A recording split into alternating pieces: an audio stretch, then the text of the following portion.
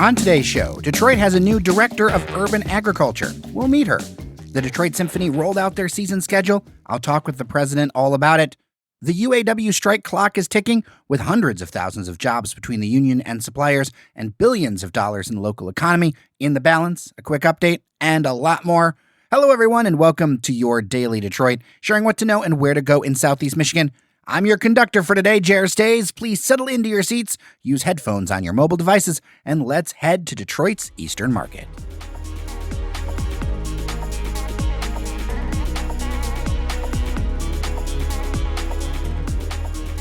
On Monday, the city of Detroit announced longtime urban farming activist and leader Tepfirah Rushdan as the city's first ever director of urban agriculture. The city says Rushdan will serve as a liaison to the urban farming community and will help shape city policy.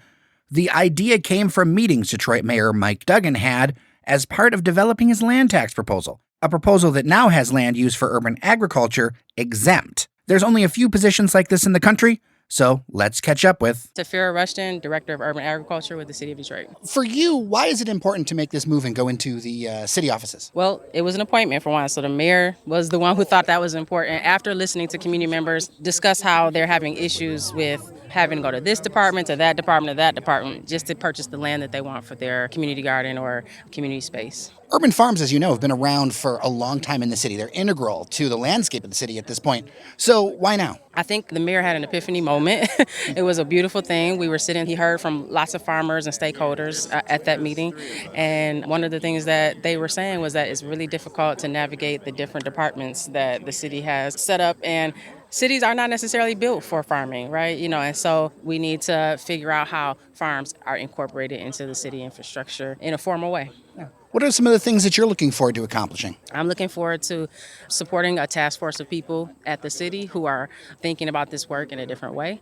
I'm looking forward to establishing a few different measures that will help people in that way, including resources to farms, a gateway into talking to the city, and possibly labor for their farms. That's all really interesting. That's really good. So we look back in a year or two, what are some of the things that you want to see farmers feel better about or farmers be able to do maybe even that they weren't able to do before? Right. I want that process to be really smooth. I want the process when they have to approach the city for their permits, when they have to approach the city to purchase land. I want that process to be smooth. I want them to understand what they're doing, and I want them to be treated as any other developer in the city. And you've been around urban farming, urban agriculture for a while. Why is it important to you? Oh my. It's about the self-determination. It's about remembering how we grow food. We were just talking about that with Durhall. Our grandmothers grew tomatoes, but we forgot that skill, right? As we're inching toward climate change and the things that we're seeing, we need to re-envision how our cities commune with nature and what is the nature-city balance. And that's why it's important to me. Now to Campus Martius, where earlier I took in a little classical music and talked to the president of the Detroit Symphony Orchestra, Erik Rönmark, about their upcoming season. This has been a beautiful event out here at Campus Martius to preview the 2023-2024 Detroit Symphony Orchestra season. Can we talk a little bit about what's ahead? Because I know you generally have something for everyone, but there's some great concerts up ahead. There are, and I think one thing that's new this year is that we're starting with a gala. We normally do a gala at the end of a season, but we wanted to make sure that people really know that we're back. Everyone gets busy after Labor Day, kids are back at school, back at work after vacation, and the orchestra has been off for a few weeks, so we wanted to make sure everyone knows we're back, and there's no better way to do that than with Yo-Yo Ma coming in, and it's in a week where we also have Gil Shaham, the famous violinist, playing the Tchaikovsky Violin Concerto, and then a gala with Yo-Yo, who hasn't played with the orchestra in many, many years. It's probably been almost 20 years since it's been with the orchestra, so you don't get much bigger than that, and of course our music director, Yada Binyamin, is back conducting all of that, so it's going to be great. Great first week. Yeah, when is that gala? The gala is on September 30th, and we have concerts with Gil Shaham on the 28th and 29th. And then the week before, we have, a movie. We have Ghostbusters in concert, and I think that's really fun this season, too. We have a lot of variety. We have our classical, we have our pops, we have our jazz, but even within those, there's so much variety on each program. So you have, things like Latin Fire, you have Vanessa Williams, you have Ghostbusters, and then on the classical series, of course, you have all the world-renowned artists and our very own orchestra. Yeah, I can tell people I went to the Black Panther, and it was amazing. And if you haven't seen a movie with a live orchestra, there's something special about it. It is, and I think, we all know music, whether it's, pop music, rock, whatever it is, it's telling a story. People are telling personal stories, and I think when you watch movies, that music is just a narrative of its own. And I remember we had a great concert probably over 10 years ago now with John Williams and Steven Spielberg, who were here. John was conducting his own music, and Steven was talking about their relationship. And they played a clip from a movie without the music, and then they played it again with the music, and what a difference it makes. So I think it's a great way for people who might be new to the orchestra and want to hear the orchestra in all its glory, but at the same time, have a lovely evening and watch a movie that they know. And I promise you're going to see that movie in a whole different light when you have the orchestra playing Full Forces Blowing. You've been around the orchestra for a while. What is it about the live that is different? Because I can't put it into words, but when I saw that live, the live music adds something to it that the recorded track it's different. There's a humanness to it, of course. There is, you see the people who are actually performing it, so it becomes something special. But then I think the fact that you're there with so many other people, you experience this not just by yourself or in a movie theater, but you're seeing the movie on the screen. You have people around you who are all reacting to what they see and hear. It's something for all senses, and of course, a hall that is such an acoustical marvel that we have in Orchestra Hall. It's a very special place. A couple of things on the website that I saw that I thought were interesting. First off, a country music thing. That was pretty cool. Sounds of Nashville. Yeah, and this is, again, we have so many great guest conductors that come up with programs, but we have a fantastic team with, of course, our music director, Yader, but the whole artistic planning team and the whole staff of the DSO. They look at what's out there and what's new and interesting shows, and doing a country music show, and it's going to be great. And this preview ended with something about Motown, and that's coming up, the Motown and Motown Philly, those kind of things. Yeah, and of course, this orchestra was the soundtrack to Motown. For all those great Motown recordings, if you needed strings, it was the DSO musicians that came over there and recorded late at night after they had a concert at Orchestra Hall. So I think there's something there in the DNA, but of course we want to pay tribute to the great music that comes from the city of Detroit, and the Motown and the Philly sound. It's a great pop show. And of course you can come down for all these things, but there's also a number of community shows, right, out in different parts of the region. Yeah, we're starting off here just in a few weeks with some free concerts around the city and around the metro area, and then we do concerts in the neighborhood. And this is a way, we want to make sure that people have a chance to experience this wherever you live. Of course, we love to have you come to Orchestra Hall. It's a great place. But, we are the Detroit Symphony Orchestra, and Detroit is in the name, so we want to play all over Detroit. And for those who might not know, there's tickets at various price points. Like, going to the symphony doesn't mean that you have to, spend $1 bazillion, right? I promise you'll come to the symphony, you're going to pay less than if you go and see a movie. All right. Well, thank you so much for your time. I'm looking forward to the season. I'm sure I'll see you a few more times at Orchestra Hall. Thank you. Let's take a moment to thank our members and supporters. Local work needs local support to thrive. So if you like what we do, give us 5 stars on your favorite podcast app, leave a review, tell a friend about the Daily Detroit podcast. The truth is, you all are the best way that the show grows. Or if you can, become a member at patreon.com/dailydetroit. That's patreon.com/dailydetroit. Even $1 a month helps the thing go, and we have swag for all different levels of support. Thanks so much.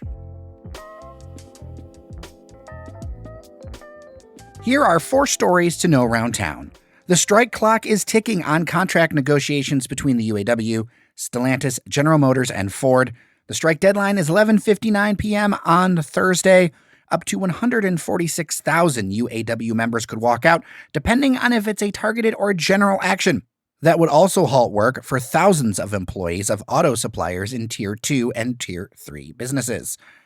Workers are looking to claw back pay and tier concessions made in previous contracts, ward off impacts from the transition to electric vehicles that need fewer parts and fewer people to assemble, cost of living adjustments, additional benefits, and a 32-hour work week for 40-hour pay. Automakers do not want to repeat what they see as mistakes of the past. Some on Wall Street believe a strike might even work out well for the automakers. Morgan Stanley analyst Adam Jonas wrote earlier that, and I'm paraphrasing here, "We'd be a buyer of both Ford and GM right now. We believe even a difficult outcome can catalyze far bigger changes to strategy and capital discipline that will eventually yield significant and longer-lasting benefits to shareholders that will exceed today's labor headlines. Most people I've been talking to expect a strike, And Nathan Bomey over at Axios shared a report that the likelihood stands at 85%. We have an expert coming on to talk about the general concept of the 4-day work week, because that's one area a lot of listeners reached out and seem to be interested in, as that has impacts outside of the auto industry. Locally, a longer strike could mean billions of dollars will vanish or be delayed from our economy, even if you don't work in automotive. On the other hand, many workers have very strong feelings about what they deserve. So, stay tuned. Detroit-based developer Century Partners have a $9 million redevelopment plan for the long-vacant Clarewood apartments. They're just west of Woodward, near the Piety Hill and Boston Edison neighborhoods. Vacant since 2005, the 4-story building would become 42 apartments with below-market rents, mostly one-bedrooms, with some other floor plans sprinkled in. They're going to need subsidies to make this go, so the developers are seeking nearly $475,000 in brownfield tax capture and a neighborhood enterprise zone tax abatement. If those are approved, work could start in November and people moving in late next year. I'll add that I drive this block often, and there's been a ton of progress around there between the Ruth Ellis Center, the other apartments put together by local churches, and a number of individual rehabs. The city of Dearborn has a new pilot program to subsidize all smart flex car rides within the city, bringing the price down to $1, reports the Detroit News. The idea is to eliminate barriers to public transit and improve accessibility for what they call last-mile transportation. It'll be funded by grants. If you haven't heard, Smart Flex is a ride-hailing service that works in Wayne, Oakland, and Macomb counties. It gets you short trips in specific zones. It's meant to help plug holes in fixed-line bus service and cover areas where population density just doesn't support more than that. Dearborn is the first city to subsidize Flex rides, with nearly 100,000 rides in Dearborn alone since launch. If you've tried out Flex, send me a note. I'd like to know. I need to try it out myself. And finally, a quick update on the Mel Tucker story that me and Fletcher Sharp talked about yesterday. Tucker has responded to the allegations with a 2-page letter, calling the upcoming hearing in early October a, quote, sham, and the allegations are, quote, completely false, and the process is, quote, devoid of any semblance of fairness, unquote. He also goes on into detail with his side of the story and his relationship, as he saw it, with Brenda Tracy. Tracy, the other side of this equation, replied quickly and says that, quote, this is just more of the same Darvo, deflection, victim blaming, and lies that I've been dealing with now for months, and that she'll be at the hearing and willing to be cross-examined by Tucker's lawyer. For their part, Michigan State University interim president Teresa Woodruff and the board of trustees refuted some earlier reports and sent out a statement that I will paraphrase as that they were notified in December of 2022 that there was a complaint filed against Mel Tucker, but the school administration did not provide the board details of the allegation or the identity of the claimant at any time during the ongoing investigation. They say that follows MSU protocol and best practices, and that the board found out greater details surrounding the case through the media stories breaking on September 10th, noting that the investigation is still ongoing. Outside of that, my prediction of the discourse around this becoming a mess is already becoming true. RIP my inbox, though thanks to those who sent thoughtful notes. They're much appreciated.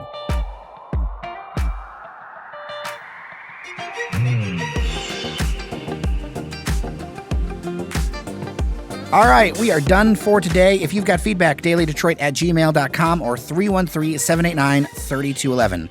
That's dailydetroit@gmail.com or 313-789-3211. Thanks so much for listening to Your Daily Detroit. I'm Jer Stays. Remember that you are somebody, and I'll see you around town.